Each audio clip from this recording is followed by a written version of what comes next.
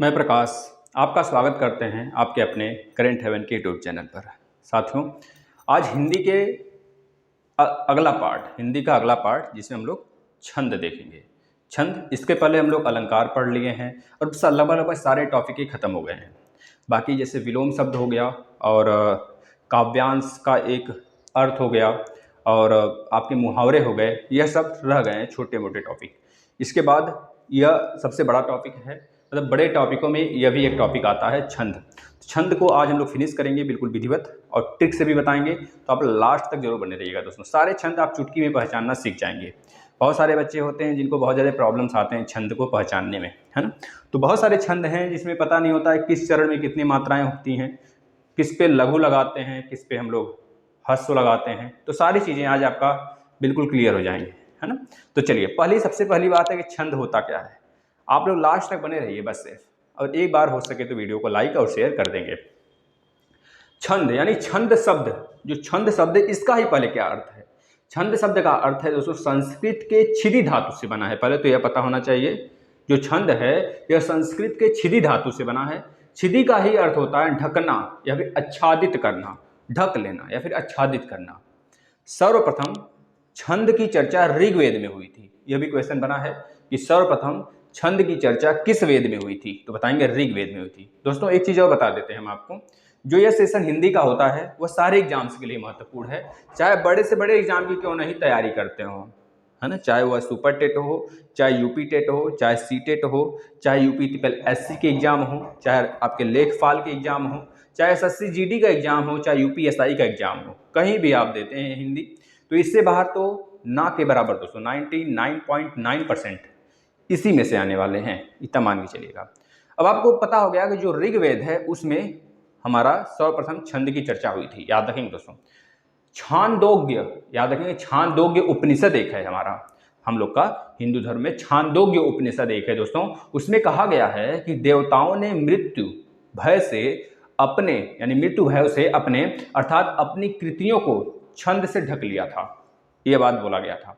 शास्त्रीय कथन भी कहता है दोस्तों, एक शास्त्रीय कथन है, वह कहता है कि कलाकार या फिर साहित्यकार या फिर कलाकृति को छंद अकाल मृत्यु से बचा लेती है। यानी कि जो कलाकार होते हैं, साहित्यकार होते हैं और जो कलाकृतियां होती हैं उसको जो छंद होते हैं दोस्तों अकाल मृत्यु से बचा लेते हैं। अकाल मृत्यु का मतलब जैसे किसी का एक्सीडेंट हो जाता है, बाय द वे कुछ भी घटनाएं जो अचानक घट जाती हैं अकाल मृत्यु कहलाता है। अब इस पे आ जाते हैं, ये तो रहा छंद किसे कहते हैं, छंद का थोड़ा समझ था। अब बताइए छंद का परिभाषा मेन क्या होता है, इस पे मत आइए अभी, ये तो हमको बताएंगे बिल्कुल ट्रिक से, कभी भूलने ही वाले नहीं, हम तो बता रहे हैं आपको ना। बस आप लास्ट तक बशर्ते बने रहिए, इसके बाद सारी गारंटी 100% श्योरिटी के साथ करते हैं। अगर नहीं याद हुआ तो आप डिसलाइक मार के जाइएगा, डिसलाइक मार के जाइएगा दोस्तों। अगर नहीं याद हुआ तो हमें कोई फर्क नहीं पड़ता है कि आप लाइक करते हैं डिसलाइक करते हैं, क्योंकि हमें सिर्फ इतना फर्क पड़ता है आपको सिखाना है सिर्फ। अगर हम सिखा दिए तो हम सफल हो गए, आप सीख लीजिए बस आप सफल हो जाएंगे। चलिए, परिभाषा क्या होता है बताइए। छंद की परिभाषा क्या होती है, जिन रचनाओं में वर्ण, मात्रा, यति, गति, तुक, जो यहाँ पे लिखा गया है ना, अंग जितने हैं छंद के सारे अंग जो हैं, यानी कि जिन रचनाओं में वर्ण, मात्रा, यति, गति, तुक आदि पर बल दिया जाता है वे ही छंद कहलाते हैं। ये छोटा सा डेफिनेशन है, या फिर ऐसे कह लीजिए, मतलब यति, गति, मात्रा का जो क्रम है उसको क्रम से हम लोग क्या करते हैं, संबद्ध करते हैं, संबद्ध नियम में बांध देते हैं, नियोजित कर देते हैं, तो वही पद का रचना कर देता है। जब एक पद का रचना होता है तो उसी को हम पद का रचना या फिर छंद कहलाता है, वही चीज, ठीक है ना, याद रखेंगे। पद रचना कह लीजिए भी छंद कहलाता है। अब पता है छंदों के कुछ लक्षण भी हैं जो एग्जाम में बहुत बार पूछ लिया जाता है। तो छंदों के जो लक्षण है दोस्तों ये टीजीटी पीजीटी में पूछ लेता है, तो याद रखेंगे। आप यहाँ से अगर पढ़ रहे हैं तो बेहतरीन तरीके से पढ़ रहे हैं, आपको कहीं से भी जाने की जरूरत नहीं, ना ही बुक खोलने की जरूरत है दोस्तों, है ना। छंद के जो लक्षण है दोस्तों, पहला, छंद मानव हृदय को सौंदर्य बनाता है, सौंदर्य भावना को जागृत करता है मानव के हृदय में। दूसरा, छंद जो है गद्य की शुष्कता से मुक्त होता है, जो गद्य होते हैं उसकी शुष्कता से मुक्त होता है, मतलब कि वो शुष्क होते हैं, एक तरह से एक्टिव नहीं होते हैं, उससे ये मुक्त होता है। अगर बात करें नेक्स्ट इसका और क्या लक्षण है दोस्तों, तो बताएंगे छंदों में भावों की सरलता होती है, सरलता नहीं तरलता, छंदों में भावों की तरलता होती है, मतलब सामान्य होता है। छंदों का प्रभाव हमारे हृदय और मन पर अस्थायी रूप से पढ़ता है। अस्थायी रूप से मतलब कि अगर आप काव्य देखते होंगे, जो साहित्यकार होते हैं कितने मगन होकर धुन निकालते हैं, क्या आराम, क्या आनंद आता है, बहुत बेहतरीन तरीके से निकालते हैं दोस्तों धुन, है ना, मजा ही आ जाता है। तो उसी प्रकार से जब अगर प्रभाव इसका डायरेक्ट हृदय में पड़ता है ना, तो अस्थायी रूप से मतलब कि बहुत ही आनंदित होता है, मन को बहुत प्रफुल्लित कर देता है। तीसरा मतलब नेक्स्ट जो भी रहा हो, चौथा या पांचवा, छंदोद्ध, याद रखेंगे छंदोबद्ध, छंदोद्ध नहीं, छंदोबद्ध भावों को ही स्मृति में रखा जा सकता है। जो छंद से बंधे होते हैं उन्हीं भावों को हम क्या करते हैं, स्मृति में, दिमाग में रख सकते हैं। छंदों में क्या क्या होते हैं, ताल होते हैं, लय होता है, सुर आदि का समावेश होता है, उससे ही तुम्हारा छंद का निर्माण होता है। जैसे गीतात्मक हो जाता है, जैसे हम बोले आप गाना गाइए तो आप एक तबले की भी आवाज़ सुने होंगे, एक नगाड़े की भी आवाज़ सुने होंगे। नगाड़े में क्या है, एक अलग धुन है, और तबले में एक अलग धुन है, बांसुरी में एक अलग धुन है। तो सब क्या है, एक ताल और लय और सुर पे ही तो डिपेंड कर रहे हैं। तो यही सारी चीज़ें अलग अलग समावेशित के साथ समावेश होकर गीतात्मक यानी गीत का निर्माण करती हैं। यह चीज़, यह भी इसका लक्षण है छंद का ही। और एक चीज़, हर्ष हो गया, शोक हो गया, प्रेम हो गया, घृणा हो गया, आवेश आदि मानवीय भावों को अभिव्यक्ति करने के लिए, सर्वोत्तम रूप से व्यक्त करने के लिए छंद एकमात्र साधन है। ये चीज़ याद रखेंगे दोस्तों, ये तो लक्षण रहा।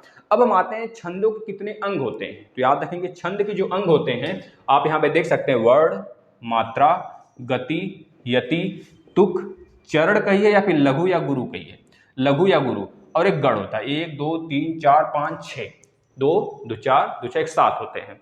जो छंद के अंग होते हैं कितने होते हैं, 7 होते हैं।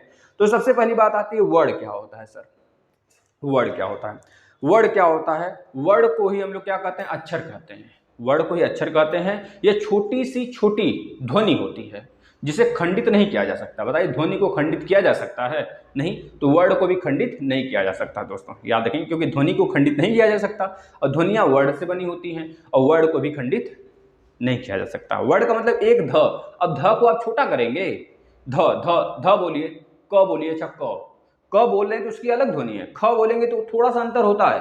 ध्वनि जो होती है वही थोड़ा सा, कह लीजिए कुछ अंतर नहीं होता है, मात्रक रूप से अंतर होता है, बहुत ही तीक्ष्ण अंतर होता है दोनों में, वर्ण और ध्वनि में, है ना, याद रखेंगे। इस वजह से देखते हैं कि अगर बोला जाता है कि हमारे वर्णमाला में, हमारे अक्षरों में, हमारे पूरे व्याकरण में सबसे छोटी यूनिट कौन सी है, तो लोग वर्ण बताते हैं, बहुत सारे लोग ध्वनि बताते हैं। अब ध्वनि भी सही है, वर्ण भी सही है, लेकिन वर्ण के ही अक्षरों को अगर हम लोग उच्चारण करते हैं तो जो छोटी सी ध्वनि आती है दोस्तों, सारे में होती है, वह ध्वनि होती है। तो किससे बना, अगर आपको रियल में आ जाता है कि बताइए सबसे छोटी इकाई कौन सी है वर्णमाला की, तो वर्णमाला में पूछा गया है ना, तो वर्ण बताएंगे। लेकिन जब पूछा जाता है कि पूरे जितने काव्य हैं उसमें सबसे छोटी इकाई क्या है, तो बताएंगे ध्वनि। ठीक है, ये थोड़ा सा अंतर है, इसको ध्यान रखेंगे। अब देखिए, जो वर्ण है ये भी दो प्रकार के होते हैं, एक ह्रस्व होता है, एक दीर्घ होता है। ह्रस्व मतलब जिसके उच्चारण में कम यानी कि थोड़ा सा समय लगता है, उसे हम क्या कहते हैं, ह्रस्व। ह्रस्व में कौन कौन से वर्ण आते हैं, तो बताएंगे, स्वर आते हैं कौन कौन से, तो बताएंगे दोस्तों, अ, ई, उ और री। कौन कौन से, लिख लीजिए, छोटा वाला अ और छोटे वाले ई, छोटा वाला उ और री आ जाता है। यह ह्रस्व में आता है दोस्तों, किस में आता है, ह्रस्व में आता है। अगर दीर्घ की बात करें तो दीर्घ वर्ण क्या होता है, दीर्घ वर्ण में बस यही सारी चीजें बड़ी हो जाती हैं। अ से आ हो जाएगा, ई से बड़ी हो जाएगी, छोटा ऊ से बड़ा ऊ, ए और ए, ओ और औ, यह हो जाते हैं। यह हो जाता है दीर्घ वर्ण दोस्तों, समझ में आ गया दीर्घ वर्ण। अब आपको पता है ना, एक वर्ण ह्रस्व के लिए जो ह्रस्व आया है यह छोटा है, इसके लिए एक मात्रिक छंद यूज होता है, एक मात्रा यूज होता है। अ के लिए एक मात्रा एक होगा, इस तरह याद रखेंगे। जो ह्रस्व होता है उसके लिए एक मात्रा यूज होता है, इस प्रकार से एक पाई खींच देते हैं। लेकिन जो आपका दीर्घ होता है उसके लिए दो मात्रिक छंद होते हैं, दो मात्रा यूज होता है, उसे कहते हैं लोग गुरु, गुरु के नाम से भी जानते हैं दो मात्रा को। तो दो मात्रा को हम किससे दिखाते हैं, इस प्रकार से दिखाते हैं, दो मात्रा। देखिए, छंद बेहतरीन तरीके से सीख लीजिए, पता है कभी कंफ्यूजन होगा नहीं अगर यहाँ से सीख लिए। मात्र 20 मिनट से कम के ही सेशन होंगे, 20 से 25 हो सकता है, लेकिन उससे ज़्यादा नहीं जाएगा। इसमें आप इस वीडियो को 3 से 4 बार देखिए दोस्तों, जितनी बार मर्जी करे उतनी बार देखिए, कॉपी पे नोट करिए, कॉपी पे नोट करने के बाद रख दीजिए कहीं उसे, फिर उसके बाद वीडियो को आप 2-3 बार देखिए, फिर जिस दिन एग्जाम हो एक बार सारी वीडियो को रिवीजन कर जाइए। प्लेलिस्ट में सारी हिंदी की वीडियो पड़ी हुई है, चाहे जो भी एग्जाम देने जाएं, चाहे आरओ, यारो, UP triple SC, super TET, UP TET, कोई भी सा एग्जाम हो, एसएससी जीडी, यूपीएसआई, कोई सा भी एग्जाम हो आप फोड़ के आएंगे 100%। इसके बाद हम आ जाते हैं मात्रा। अच्छा, मात्रा क्या होता है? हमने तो पढ़ लिया वर्ड इतना था। अब मात्रा क्या होता है सर? मात्रा का मतलब किसी स्वर के उच्चारण में जितना समय लगता है, किसी स्वर के उच्चारण में जितना समय लगता है उसे हम क्या कहते हैं दोस्तों? मात्रा कहते हैं। मात्रा कहते हैं। मात्रा में जैसे बोले मुंह, देखिए मुंह बोल रहे हैं, मुंह, मुंह, जैसे हम बोला हमने, मैंने क्या, मुंह। अब इसमें देख रहे बड़ा हुआ आया है, तो इसके लिए मात्रा छंद क्या होगी? गुरु होगा, 2 पद वाला होगा। अगर बोल दिए क में भी तो एक तरह से मात्रा ही आया है, अ इसमें छुपा है, इसमें बड़ा उ छुपा था, तो इसके लिए मात्रिक छंद क्या होगा दोस्तों? 1 पाई वाला होगा। ठीक है ना, इस तरह से। इसके बाद हम किस पे आ जाते हैं? गति पे। देखिएगा, गति, यति, यह सब पूछा जाता है, कल बहुत ही हल्के प्रश्न होते हैं। अब एग्जाम में जो प्रश्न बनता है दोस्तों ना, इस तरफ से बनता है और बच्चे इसी में कंफ्यूज होते हैं। एग्जामिनर को पता होता है बच्चे कहाँ कंफ्यूज होते हैं, इस वजह से एग्जामिनर इसी में फंसाता है बच्चों को। और आज के बाद आप कभी नहीं फंसेंगे, हम बता तो रहे हैं, सारी ट्रिक देंगे, बेहतरीन ट्रिक देंगे, पहले सुन लीजिए। इसके बाद मात्रा के बाद गति पे आ जाते हैं। अच्छा, गति क्या होता है? गति की यति, पहले यति देख लीजिए, यति देख लीजिए। अच्छा, यति क्या होता है, फिर उसके बाद गति अपने आप आ जाएगा। यति का मतलब होता है दोस्तों, जब हम छंदों को पढ़ते हैं, जैसे छंद में जो हम लाइन पढ़ते हैं, जैसे यहाँ पे लिखा है पवन तनय संकट हरण मंगल मूर्ति रूप राम लखन सीता सहित हृदय बसहु सुरभूप, यहाँ पे बड़ा ऊ की मात्रा है। तो इसमें देख रहे हैं आप, जो बीच में स्टॉपेज आया है, यहाँ पर, यहाँ पर, यहाँ पर, यही होता है हमारा यति। बीच में स्टॉपेज, स्टॉप लगना, चाहे वो जो भी हो, मतलब कि हमारे पता है ना कितने प्रकार के स्टॉपेज होते हैं। कॉमा हो गया, अर्ध विराम हो गया, फुल विराम हो गया, ये सारे जितने भी आपके साइन हैं उसका एक वीडियो बनाया गया है, आप देख लेंगे। तो यह प्रकार जितने भी प्रकार के हैं आपके मात्रिक, मतलब सॉरी विराम चिन्ह, तो वह सारे के सारे जहाँ पे लग जाते हैं एक तरह से विराम दे देते हैं, चाहे वो अर्ध विराम हो, चाहे कॉमा हो, चाहे आपका फुल विराम हो। तो बस इसी को क्या कहते हैं दोस्तों? यति कहते हैं। अच्छा, अब गति क्या होता है? गति सिंपल सा है, जैसे हम इसको एक फ्लो में पढ़ रहे थे, पवन तनय संकट हरण, वाह क्या आनंद आ रहा है, अरे बहुत ही आनंद देता है। कभी पढ़िए तो हर मंगलवार को पढ़ा करिए, बेहतरीन आनंद का अनुभूति होगा। वही अनुभूति जो है आनंद का दोस्तों, एक तरह से प्रवाह बनाता है हिंदी का, हिंदी में आपको प्रभावित कर देता है, आपको सुर में एक तरह से डुबो देता है और हृदय प्रफुल्लित हो जाता है। और इसी प्रवाह को हम लोग क्या कहते हैं दोस्तों? इसी प्रवाह को कहते हैं गति। एक गति मिल गया, गति मिल गया, प्रवाह मिल गया। ठीक है ना। अब आ जाइए तुक पे। अच्छा, तुक क्या होता है? छंदों में देखते हैं पदांत में, मतलब पदों के अंत में सारी, मतलब एक वर्ड जो आएगा वह समान होता है। जैसे हम बोले पवन तनय संकट हरण मंगल मूर्ति रूप, देख रहे हैं इसमें प आया है, ये प देख रहे हैं ना, इसमें भी प आया है, उसमें भी, दूसरे वाले में भी प आया है, तो ये प समान होंगे। आप चाहे जो भी छंद उठा लीजिए, चाहे जिस प्रकार का छंद उठा लीजिए दोस्तों, आप कभी इसको देखिएगा, इस पर हम लोग प्रैक्टिस एक करने वाले हैं। आज बेसिक, आज कॉन्सेप्ट, ट्रिक, और अगले दिन इस पे हम लोग बिल्कुल बेहतरीन तरीके से प्रश्न करेंगे। कम से कम 10-20 आपको इस तरह से छंद लेकर कराया जाएगा, दोहा छंद लेकर कराया जाएगा, और आप बेहतरीन तरीके से समझ बना लेंगे। नहीं तो अपने से उठा लीजिए कोई 2 लाइन 4 लाइन छंदों का, बहुत सारे लाइन उठा लीजिए, उस पर रखिए, अपना देखिए, आपको याद हो जाएगा सारी चीज़ें। तो याद रखेंगे, जो हमारा तुक होता है यह पदों के अंत में जो पदांत जिसे बोलते हैं, सारे वर्ड, जैसे कि इसमें पाया, इसमें पाया, दोनों समान होंगे। चाहे आप जो भी उठा लीजिए छंद, चाहे जिस प्रकार का छंद उठा लीजिए, उसमें समान होगा। यह चीज होता है। हो गया तुक। अब एक चीज बहुत ही इंपॉर्टेंट है दोस्तों, चरण और लघु। चरण और लघु, यहाँ से बहुत ही ज्यादा बच्चे कंफ्यूज होते हैं। देख लीजिए, चरण और लघु, चरण में लघु और गुरु आता है। इसमें बहुत प्रकार होते हैं। जैसे हम बोले, पहला हेडिंग लगा लेंगे, पहला अ छोटी, मतलब छोटा, छोटी, बड़ी ऊ। इसके लिए हमेशा और हमेशा आपको पता है, जैसे हम लिखे कलम, कलम, कलम लिखे, तो कलम में देखिए मात्रिक 1 के लिए, इसके भी मात्रा 1 के लिए, इसके भी मात्रा 1 के लिए। इस प्रकार में तो सिंपल है, आप लोग बता देंगे। दूसरे प्रकार में जैसे चंद्र बिंदु आ जाता है। चंद्र बिंदु में जैसे बोले हम चांद, देखिए चांद, चांद में ऐसे लिखते हैं। जैसे आंख, आंख में कैसे लिखते हैं, इस प्रकार से। तो जो चंद्र बिंदु, इसके लिए मात्रिक छंद हमेशा 1 ही होगा। मात्रा वाला जो होगा हमेशा 1 होगा, यानी कि दीर्घ होगा, गुरु नहीं होगा, दीर्घ ही होगा। लेकिन अगर बोले हम इसमें, या देखिए इसके लिए जो चा आया है, इसके लिए तो गुरु आएगा, लेकिन इस ये जरूरी थोड़े है कि हमारा जो ऊपर चंद्र बिंदु आया उसके लिए गुरु आया, गुरु उसके लिए नहीं आया है दोस्तों। सिर्फ और सिर्फ गुरु किसके लिए आया है, जो आ की मात्रा, बड़े की मात्रा है, बड़े आ का मात्रा है, इस वजह से आया है। जैसे बोले फंसना, देखिए फंसना, फंसना में नहीं ना आया बड़ा आ, तो इसमें देख रहे हैं, इसमें इसके लिए हमेशा क्या आएगा, दीर्घ आएगा, एक आएगा, लघु नहीं आएगा। इसके लिए भी एक और इसके लिए दो, यानी कि लघु, तो इसका यह बनेगा रूप। समझ रहे हैं, 2 3 4, इसमें कितने मात्रा हो गए, 4 मात्रा हो गए। दो, एक गुरु हो गया और दो, सॉरी, एक लघु या फिर गुरु कहिए और दो दीर्घ हो गए। ठीक है, इस प्रकार से। एक और प्रकार देख लीजिए इसमें, यह आप थोड़ा सा सीख लेंगे तो आसानी होगा आपको ऐसे करने में। जैसे बोले बड़ा आ, बड़ी ई, बड़ा ऊ और री आ जाता है, तो इसके लिए हमेशा याद रखेंगे दोस्तों, जैसे हम बोले आम, आम में देखिए इसके लिए क्या होगा, यह लघु होगा और इसके लिए दीर्घ होगा। जैसे हम बोले ईख, ईख बोले तो ईख में बड़ी आया है, बड़ी ई के लिए लघु और इसके लिए वन, ठीक है, मात्रिक में दीर्घ हो जाएगा। जैसे हम बोले ऊन, ऊन बड़ा ऊ आ गया, बड़ा ऊ के लिए क्या होगा, 2 होगा, इसके लिए 1 होगा। तो इस तरह यह आप डिसाइड कर सकते हैं। जैसे ए ओ औ, इसके लिए हमेशा गुरु होता है, चाहे ए हो चाहे ओ हो, हमेशा उसके लिए गुरु आएगा, हमेशा दो मात्रा होगा। ये चीज याद रखेंगे। एक चीज और है, ये तो चंद्र बिंदु का रहा। अगर हम बोले मुर्मू, जैसे उड़ंतुआ आ जाता है, मुर्मू, मुर्मू आ गया, मुर्मू, इसमें देखिए उड़ंतुआ यह वाला आया है।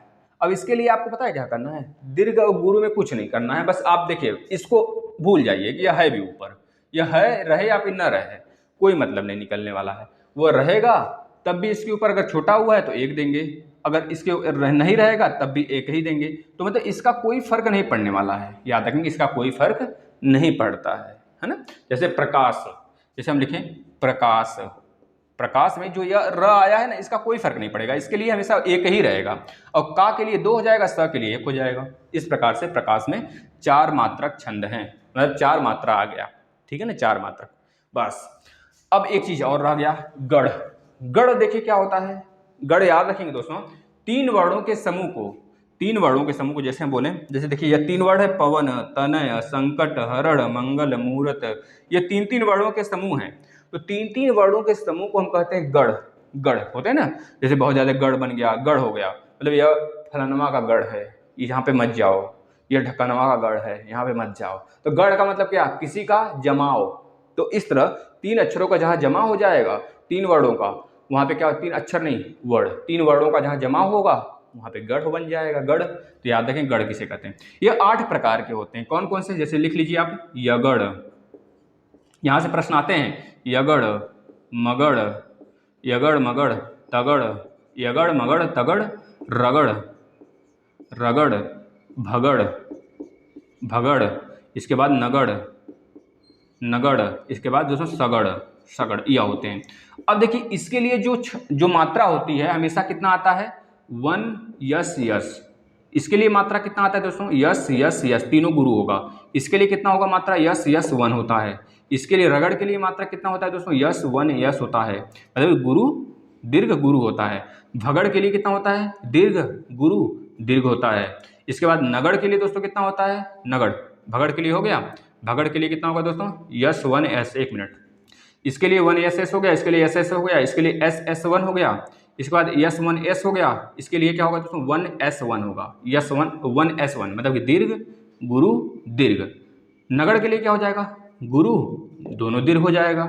इसके बाद इसके लिए तीनों दीर्घ होगा, ठीक है ना। एक चीज छूट रहा है, 1 2 3 4 5 6 7 ही है, एक चीज छूट रहा है, यगड़ मगड़ तगड़ रगड़, अच्छा जगड़ छूट रहा है दोस्तों, यहाँ से देखिए, यहाँ पे कंफ्यूजन हो गया, जगड़ एक छूट रहा है ना, जगड़ 8 होते हैं, जगड़, रगड़ के बाद जगड़ आता है, फिर भगड़ आता है, भगड़, फिर आता है दोस्तों नगड़, नगड़ आता है, फिर जाके सगड़ आता है, सगड़, यह क्रम से हैं, याद कर लेंगे। इसके लिए क्या होगा, जो रगड़ के बाद आया दोस्तों, यानी कि 1 2 3 4 के बाद क्या आया है, 4 के बाद 1 एस 1 आएगा, इसके बाद क्या आएगा, यस 1 1 आएगा, इसके बाद 1 1 1 आएगा, इसके बाद 1 1 एस आएगा।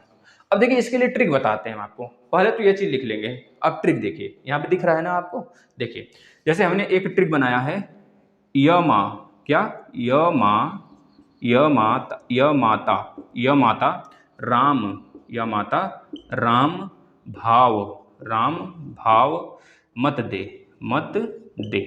देखिए य के लिए क्या होगा, एक मात्रा, माँ के लिए यस होगा, गुरु होगा, इसके लिए गुरु होगा, इसके लिए भी गुरु होगा, इसके लिए वन होगा, इसके लिए गुरु होगा, इसके लिए वन होगा, इसके लिए वन, इसके लिए वन, इसके लिए गुरु। अब देखिए ध्यान से, पहला क्या है, यगड़ है, तो पहले तीन को पकड़ लीजिए, वन यस यस आया है, वन यस यस है ना, वन मतलब दीर्घ गुरु गुरु। इसके बाद मगड़, मगड़ में एक छुपा लीजिए, एक छुपाते जाना है आपको, एक छोड़ते जाना है, एक छोड़िए तो क्या बना, यस यस यस, देखिए तीनों यस यस है, बस इसको क्रम से याद रखेंगे बशर्ते, यगड़ मगड़ तगड़ रगड़ जगड़ भगड़ नगड़ सगड़, ये क्रम से रहेगा, यही गढ़ होता है। तीसरा, अब देखिए तीसरा के लिए क्या करेंगे, दूसरा छुपा लेंगे तो क्या बन जाएगा, यस यस वन, बन गया यस यस वन। रगड़ के लिए क्या करेंगे, तीसरा आया है तो मतलब इसको छुपा लेंगे तो क्या हो जाएगा, यस वन यस। इसके बाद रा को, इस रा को छुपा लेंगे तो वन यस वन, देखिए वन यस वन आ गया। फिर उसके बाद इसको भी छुपा लेंगे तो yes one one, yes one one आ गया। फिर क्या करेंगे, इसको छुपा लेंगे तो वन वन वन आ गया, देख लीजिए। फिर इसके बाद इसको भी छुपा लेंगे तो लास्ट में वन वन यस हो गया। दोस्तों ये ट्रिक है, आप इसे 2 बार 3 बार देखेंगे याद हो जाएगा। अब चलिए बेहतरीन तरीके से आ जाते हैं जहां से मैक्सिमम प्रश्न बनते हैं। दोस्तों पता है आप कभी नहीं भूलेंगे, इस तरह का छंद पढ़ लिए तो भविष्य में क्या दूसरों को पढ़ा भी पाएंगे दोस्तों बेहतरीन तरीके से। चलिए अब देखिए पहले मात्रिक पे आ जाते हैं। मात्रिक छंद क्या होता है दोस्तों, मात्रिक छंद का मतलब होता है जब काव्य साहित्य में मात्रा के आधार पर छंदों का निर्माण होता है, छंदों का निर्माण होता है, उसे मात्रिक छंद कहते हैं। ये 3 प्रकार के होते हैं, सममात्रिक, अर्ध सममात्रिक और विषम मात्रिक। सममात्रिक में क्या होता है, पहला चरण, दूसरा, मतलब जितने भी चरण होते हैं चाहे वह जो भी छंद हो उसमें 4 चरण तो होंगे ही।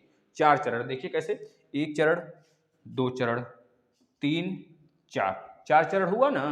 तो इस प्रकार से जितने भी छंद होंगे, जितने भी प्रकार हैं छंद के, सब में 4-4 चरण होंगे, ये चीज याद रखेंगे। पहला जो सममात्रिक है, सममात्रिक के सारे छंदों में अगर समान वर्ण आते हैं, जैसे 16 16 16, 17 17 17, 18 18 18 चारों में आता है, तो इस प्रकार से वो क्या होगा दोस्तों, सममात्रिक छंद होगा। अर्ध सममात्रिक में क्या होगा, पहले तीसरे में समान होगा, दूसरे और चौथे में समान होगा, इस तरह से, मतलब कि अर्ध समान। अर्ध समान का मतलब आधे में समान है, आधे में असमान है। इस प्रकार के छंद को कहते हैं अर्ध सममात्रिक, जो यहाँ पे लिखा गया है, और सममात्रिक जो यहाँ पे लिखा गया है। ट्रिक बताएंगे बेहतरीन तरीके से। विषम मात्रिक यह कभी काल के ही पूछ लेता है। विषम मात्रिक में 2 हमने इंपॉर्टेंट रखा है, कुंडलिया और छप्पया। कुंडलिया जो बनता है दोहा और रोला से मिलकर बनता है। दोहा जो होता है सममात्रिक होता है। दोहा क्या होता है दोस्तों, दोहा नहीं, दोहा विषम मात्रिक होता है, सॉरी यह अर्ध सममात्रिक होता है दोस्तों। दोहा क्या होता है, अर्ध सममात्रिक होता है, और रोला सममात्रिक होता है। अगर रोला के साथ दोहा मिला देते हैं तो कुंडलिया बनता है। सममात्रिक और अर्ध सममात्रिक मिलके विषम मात्रिक बना देते हैं। इसी प्रकार रोला यहाँ पे सममात्रिक हो गया, उल्लाला यह आपका क्या है, अर्ध सममात्रिक है। तो अर्ध सममात्रिक सममात्रिक मिलके क्या बना दिया, छप्पे बना दिया, छप्पे। तो यह क्या हो जाएगा दोस्तों आपका विषम मात्रिक। विषम मात्रिक में सिर्फ इतना है। इसके बाद आ जाइए, एक ट्रिक याद करिए सममात्रिक के लिए, चारों गीत हरि गीतिका। चारों गीत हरि गीत का, हमारे कहने से अगर विश्वास है आपको कि आप सीख रहे हैं कुछ, तो आप एक बार नहीं, कम से कम 10 बार वीडियो को पॉज करके बोल लीजिए, अभी का अभी बोल लीजिए, 10 बार बोल लीजिए भैया। क्या, चारों गीत हरि गीत का, चारों गीत हरि गीत का बोल लिए। अब देखिए आपको याद हो गया, चा से चौपाई, रो से रोला, गी से गीतिका, और हरि गीतिका से हरि गीतिका, याद रखेंगे। अब देखिए बढ़ता क्रम है, सबसे पहले चा है तो चा में 16, मतलब कि 16 16 16 मात्रक होंगे, 16 16 16 मात्रा होंगे चारों चरणों में। अब वो कैसे निकालते हैं हम आपको इससे एक से केवल सिखा देंगे, मात्रा कैसे बनाते हैं वैसे हमने बनाया है। चारों चौपाई में चारों चरण 16 16 मात्रा वाले होंगे, ये चीज याद रखेंगे। पूछा जाता है अगर जिस छंद में 16 16 मात्राएं हैं सारे के सारे चरणों में, चारों चरणों में, तो कौन सा छंद होगा, तो बताएंगे चौपाई। चौपाई चौपाई चौपाई का मतलब चौर, चौर मतलब कि चारों चरण समान, सममात्रिक छंद, ठीक है ना। इस प्रकार से दोस्तों रोला, रोला रोला, रोता कौन है, पहले ट्रिक याद हो गया। रोता कौन है, जिसमें समान मात्रा के छंद होगा वही रोएगा। जो चारपाई पे सोएगा वही समान रूप से सोएगा, जो उबड़ खाबड़ पे सोएगा कहाँ समान रूप से सोएगा। तो इस तरह याद कर लेंगे, जो चौपाई है चारपाई, चारपाई समान समतल होता है, समतल होगा मतलब समांतल होगा, मतलब कि समान होगा सारे के सारे चरण, 16 16 होंगे, है ना। आपका चारपाई जो चार पहिए वाला होता है, 4 चक्के वाला, मतलब कि 4 पाव वाला होता है। जो 4 पाव वाला है, 4 का स्क्वायर 16, तो चौपाई से चारपाई, चारपाई में 16, इस तरह याद कर लेंगे, 4 का स्क्वायर 16, इस तरह याद हो जाएगा दोस्तों। इसके बाद रोला, रोगे तो 2 4 नहीं मिलेगा, जो 2-4 चीज़ें मिलती है ना, अगर रोने लगोगे ना, बच्चा क्यों रोता है? अच्छा बताइए। उसे 2 दे रहे हैं लेकिन वो 4 माँग रहा है, हम उसे 4 नहीं देना चाहते, हम उसे 2 ही देते हैं, नहीं तो उसका पेट खराब हो जाएगा। 2 चीज़ खाओ तुम, 4 चीज़ खाओगे तो पेट खराब होगा। अब 2-4 अगर दोनों चीज़ें, वो 4 माँगता है, हम उसे 2 देते हैं, तो रोने लगता है। रोला, रोला सममात्रिक छंद है, सममात्रिक छंद होने के कारण इसमें 24 होते हैं, 24 मात्राएँ होती हैं। चारों चरणों में इसके 24 मात्राएँ होंगी। इसके बाद गीतिका। अब गीत गाओगे तो सुर मिलेगा। अब सुर तभी बनेगा जब आपका समान वर्ण होगा, समान स्वर होगा। समान स्वर के लिए सममात्रिक, सममात्रिक यानी कि 2 6 गीत नहीं गाने हैं आपको, 6 दूनी 12 गीत गाना है। 2 या भाई 6 गीत नहीं गाना है आपको, 6 दूनी 12 गीत गाना है। इस तरह याद कर लेंगे, सभी चरणों में 26-26 मात्राएं होंगी। नेक्स्ट गीतिका, सॉरी हरि गीत का, हरि गीत का। अब यहाँ पे गीत का था तो 26 है, 2 छके 12 मतलब 12 गीत गाना है। अब हरि गीत का मतलब हरि के भजन के लिए, हरि भजन गाना है, कृष्ण भगवान के लिए हमें गीत गाना है। जब कृष्ण भगवान के लिए गीत गाना है तो 2 ठो और बढ़ा लेंगे, 8 दूनी 16 गीत हो जाएगा। 6 दूनी 12 की जगह 4 और गीत बढ़ा लीजिए, क्योंकि अब हरि भगवान के लिए गीत गाना है, तो 8 दूनी 16 हो जाएगा दोस्तों। यानी कि चारों के चारों मात्राएं, मतलब कि चारों चरणों में हरि गीत का छंद में 28-28 मात्रा होते हैं। याद हो गया बेहतरीन तरीके से। अगला चलिए, आप खुद फील करेंगे, 100% बता रहे हैं, आप खुद फील करेंगे हमें याद हो गया। जो चीजें बता रहे उसको 2-3 बार देख लीजिए। अब इसके बाद अर्ध सम्मात्रिक। अर्ध सम्मात्रिक में क्या होगा, इसमें याद रखेंगे जो 13 और 11 लिखा गया है, इसमें 11 और 13 लिखा गया। बच्चे कंफ्यूज होते हैं कि दोहा में 13-11 होता है कि सोरठा में 13-11 होता है। तो ध्यान से सुनिए, पहले एक चीज सुन लीजिए, इसमें जो 13-11, 11-13, 12-7, 15-13 लिखा गया है, तो जो पहला वाला वर्ड है इसमें, जैसे 13, इसमें 11, इसमें 12, इसमें 15, यह पहला सबका, इसमें पहला जो सबका है वो पहला चरण के लिए है और तीसरे चरण के लिए है। पहले और तीसरे चरण में 13-13 मात्रा, इसमें पहले और तीसरे चरण में 11-11, इसमें पहले और तीसरे में 12-12, इसमें पहले और तीसरे में 15-15। जिसमें भी पहले और तीसरे में 13-13 मात्राएं होंगी, दूसरे और चौथे में 11-11 मात्राएं होंगी, वह दोहा होता है। पहले समझ लीजिए फिर ट्रिक बताते हैं। जिसमें भी पहले और तीसरे में, पहले और तीसरे में 11-11 मात्रा है, दूसरे और चौथे में 13-13 मात्राएं होंगी, तो क्या होगा दोस्तों, सोरठा होगा, सोरठा छंद होगा। अगर जिसमें पहले और तीसरे में, पहले और तीसरे में 12-12 मात्राएं, दूसरे और चौथे में 7-7 मात्राएं होती हैं, तो उसे हम क्या कहते हैं, बरवय कहते हैं। जिसमें पहले और तीसरे में 15-15 मात्राएं, लेकिन दूसरे और चौथे में 13-13 मात्राएं होती हैं, तो उसे क्या कहते हैं दोस्तों, उल्लाला कहते हैं, उल्लाला। यह तो पढ़ ही लिए है। अब समझिए, बच्चे पता है कहाँ कंफ्यूज होंगे, इसमें तो बता ले जाएंगे। बरवय, बरवय का मतलब पहले 12 आ रहा है, बरवय बरवय बरवय मतलब 12 पहला और तीसरा। जब पहला तीसरा में 12 है तो दूसरा उसका आधा से एक ज्यादा, आधा से एक ज्यादा, आधा से एक ज्यादा, आधा से एक ज्यादा।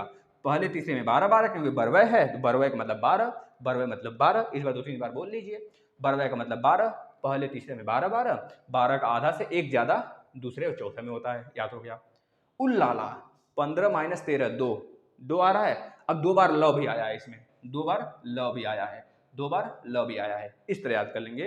15 पहले और तीसरे में और 13 दूसरे और चौथे में मात्राएं होती हैं, उसे क्या कहते हैं, उल्लाला कहते हैं। अब देखिए इसमें बच्चे कंफ्यूज होते हैं। 13-11 में पता है सोरठा क्या है, बड़ा है। जब सोरठा बड़ा है, अब बड़े बच्चे क्या होते हैं, शरारती नहीं होते हैं, मंद होते हैं। अब उनको माँ बाप का ज़्यादा लाड प्यार नहीं मिल पाता है। जो छोटे बच्चे होते हैं उनको लाड प्यार ज़्यादा मिलता है। अब लाड प्यार ज़्यादा मिल रहा है तो उसको 13 रोटी मिलेगा, और बड़े वाले को 11 रोटी पे वो शांत, मतलब शांत हो जाएगा।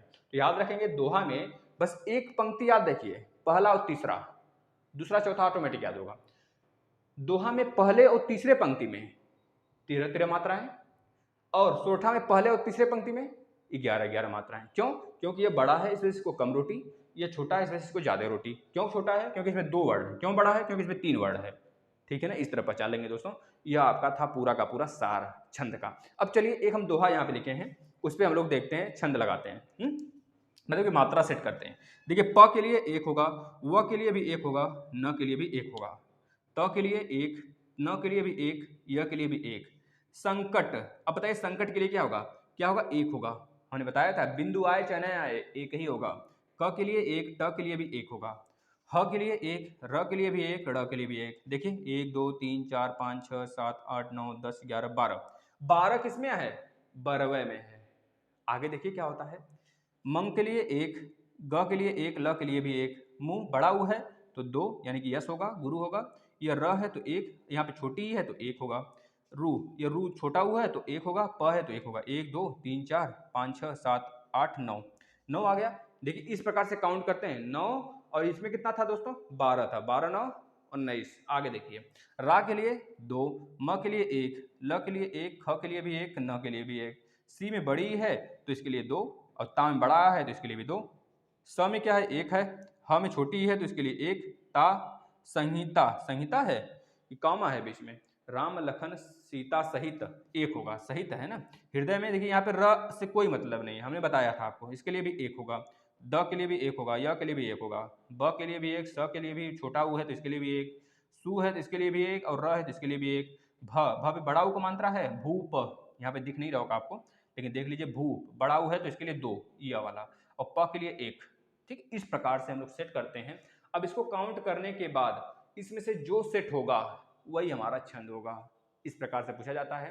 आप बिल्कुल भी मत घबराइए, अगर प्रैक्टिस कर सकते हैं तो प्रैक्टिस करिए ज़्यादा से ज़्यादा, अन्यथा हम एक वीडियो और लाएंगे, इस पर पूरा भरपूर प्रैक्टिस कराएंगे आपको, भरपूर दोस्तों प्रैक्टिस देंगे। और यह याद रखें चौपाई में 4 पाई, 4 का स्क्वायर 16, इसके बाद रोला, रोलो बेटा रोलो, 2 4 मांग रहा था मुझे 2 दिए तो रोने लगा, रोला 2 मांग रहा मतलब 2 उसे दे दिया इसलिए से रोने लगा, उसे 4 चाहिए तो 24, सारे चरणों में 24 24 24, इस वजह से क्या हो जाएगा वो मेरा रोला हो जाएगा। इसके बाद गीत का क्या होता है 2 नहीं 6 नहीं 6 दूनी 12 गाना गाना पड़ेगा, जब 12 गाना गाएंगे तो सम बनेगा, तो इस वजह से गीत का में सारे के सारे चरणों में क्या होगा 26 26 मात्राएं होंगी।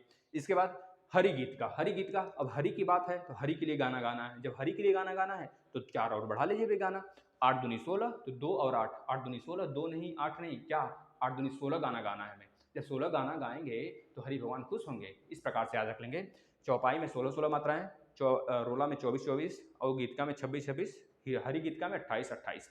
इसी प्रकार से इसमें पहले तीसरे में 13 13, दूसरे चौथे में 11 11, पहले तीसरे में 11 11, दूसरे चौथे में 13 13। इस प्रकार से पहले तीसरे में 12 12 और दूसरे चौथे में 7 7, 12वें में उलाला में दोस्तों 15 15 होगा पहले और तीसरे में, और पहले और तीसरे के बाद दूसरा और चौथा में 13 13 मात्राएं होंगी। इस प्रकार से याद कर लेंगे, बेहतरीन है ट्रिक, आप अगर याद कर सकते हैं तो याद कर लीजिए। और यह कॉन्सेप्ट है दोस्तों, यह बेहतरीन कॉन्सेप्ट है, आप बेहतरीन तरीके से समझ गए होंगे। समझ में आया है तो जरूर से जरूर शेयर करिएगा। सारी वीडियो इसी तरह बनाई गई हैं, बिल्कुल ट्रिक पे आधारित, वह आप प्लेलिस्ट में आइए मिल जाएगा दोस्तों आपको बेहतरीन तरीके से। हम एक छोटा सा और वीडियो लाएंगे उसके लिए, संधि के लिए, उस पर भी ट्रिक बनाएंगे, बशर्ते उस पर हमने एक वीडियो बनाया है, मतलब बहुत सारे वीडियो बने हैं संधि पे बेहतरीन तरीके से कॉन्सेप्ट के साथ, बिल्कुल बेसिक्स से लेकर। एक हम छोटा सा और वीडियो लाएंगे जो 10-15 मिनट का होगा, जो कि सारे एग्जाम्स में आप उसको केवल देख के जा सकते हैं। तो अगर आप लोग इस पे अच्छे रैंकिंग ला रहे हैं, व्यूज़ ला रहे हैं, तो बहुत ही जल्द आपका सिलेबस खत्म हो गया मान लीजिए। मतलब कि एक आध 2 टॉपिक और बचे हैं, जैसे कि विलोम शब्द बचा हुआ है, तद्भव तत्सम बचा है, और आपका एक वर्ड सब्स्टिट्यूशन बचा है, इसी तरह बचे हैं कुछ जो छोटे मोटे, उसके बाद सारा हिंदी खत्म दोस्तों, है ना। चलिए धन्यवाद।